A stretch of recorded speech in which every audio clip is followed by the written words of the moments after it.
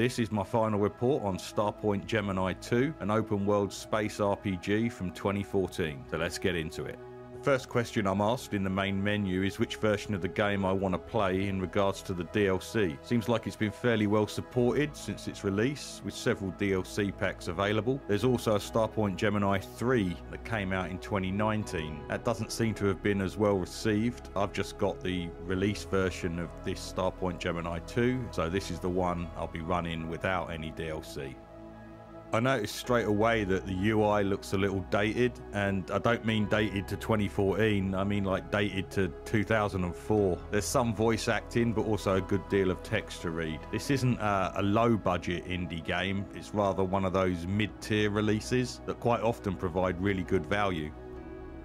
After a bit of tutorial, I get into it pretty quickly. The physics is your basic planes in space flight model. Combat and maneuvering is quite easy. Didn't seem to require any special moves or tactics, at least as far as the engagements I had, but I didn't get that far into the game and didn't get out of the starter ship. You can target your guns manually or leave them set to fire at will. Even though you can hold your sight on the enemy ship quite easily, I think there must be some dice rolls going on to determine whether or not you hit. The guns do have an accuracy stat, as does your character in the gunnery section of his skills, which would suggest that it's not as simple as just holding the reticle on the target. The RPG elements are pretty light. You choose from one of 3 classes at the start, and leveling up gives you a single skill point to spend in one of the 4 skills, and that provides a flat few percentage points increase. Every 5 levels you get a perk point, but there's no skill trees or leveling a skill as you use it. It's pretty basic. The missions, main missions, side missions, freelance missions, pop up on Star Chart, and that's where you accept them as well. I quickly realised that they're going to get very repetitive. The same missions were showing up all over the place. I decided to focus on the main mission line, but found filling in some freelance missions was necessary to grind up either some cash or some XP. The main missions themselves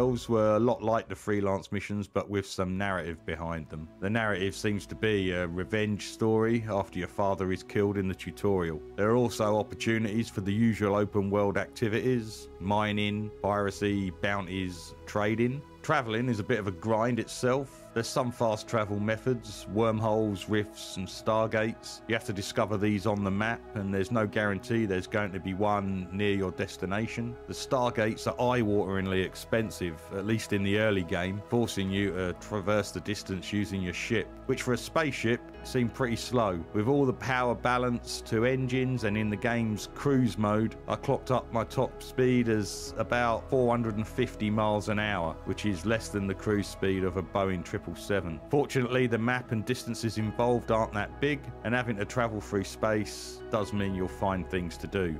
Starpoint Gemini comes across as a more simple version of Elite Dangerous with a single player campaign. Yeah, Elite was made on a much higher budget, but they both came out in 2014, both trying to fill the same genre. It's much more accessible and easy to play than Elite, but that accessibility comes at the cost of scope and depth. There's more to get into with Starpoint Gemini 2 than I did during the week I played, but I won't be going back. It just can't compete with the current crop of open world space games like Elite, No Man's Sky, Star Citizen. If you're looking for a more accessible version of those games, this could be for you, but that accessibility is both a plus and a minus. This is an 8-year-old game that plays like it's from 1999.